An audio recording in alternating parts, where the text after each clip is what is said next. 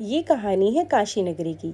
जी हाँ, वही काशी नगरी जो अपनी ऐतिहासिक धरोहर की वजह से बहुत मशहूर है। काशी नगरी के पास में ही एक गुरुकुल था। गुरुकुल में बहुत से विद्यार्थी अध्ययन करते थे।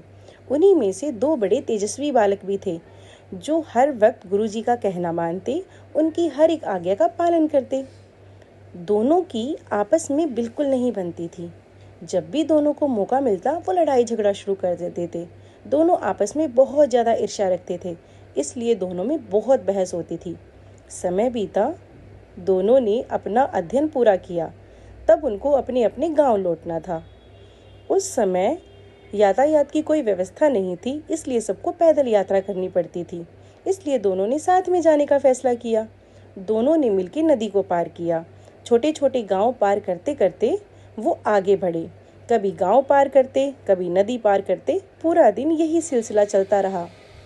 फिर वो बहुत शाम होते होते बहुत थक गए। थक के दोनों पेड़ के नीचे बैठ गए। उन्होंने सोचा क्यों ना शाम इसी गांव में बिताई जाए। उस गांव में एक धनी किसान रहता था।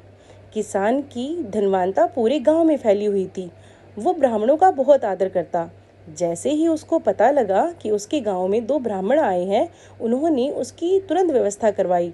अपने सेवकों को बुलाया और अच्छा अच्छा स्वादिष्ट खाना बनाने का आदेश दिया। वो कुछ सोच ही रहा था, तभी एक ब्राह्मण उसके पास आया और दूसरे ब्राह्मण की बुराई करने लगा। किसान कुछ सोच पाता तब तक दूसरा ब्राह्मण उसके पास आ गया और पहले ब्राह्मण की बुराई करने लगा। बेचारा किसान सोच में पड़ गया कि ये कैसे ब्राह्मण है। किसान समझ गया था कि इन्होंने काशी जैसी जगह में रहकर भी कुछ नहीं सीखा। यह सब सोचते सोचते रात हो गई। किसान ने दोनों ब्राह्मणों को बहुत आदर से खाने पर बुलाया। दोनों ब्राह्मण बहुत खुश थे। दोनों अपनी अपनी जगह पर बैठ गए। लेकिन जैसे ही खाना परोसने की बारी आई, किसान ने दोनों के सामने पशुओं का आहार रख दिया। ये देखकर दोनों ब्राह्मण बहुत क्रोधित हो गए। दोनों उठ खड़े हुए और कहने लगे, किसान, अगर तुम धनवान हो तो क्या तुम हमारा ऐसे अपमान करोगे? तुम्हारी हिम्मत कैसे हुई? ये सब सुनकर किसान हंसने लगा और कहने लगा, आप लोगों ने ही तो बताया था। पहले ब्राह्मण ने बोला कि दूसरा ब्राह्मण बैल है, और दूसरे ब्राह्मण ने बोला पहला ब्राह्मण तो गधा है। मतलब कि आप दोनों बैल और गधे हो। तो अगर आप दोनों पशु हो तो पशु के लिए तो चारा ही भोजन होता है।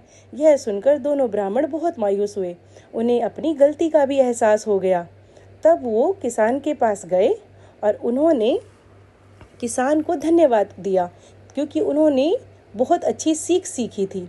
दोनों फिर खुशी खुशी किसान के घर से विदा लेते हैं। दोनों फिर साथ में आगे बढ़े।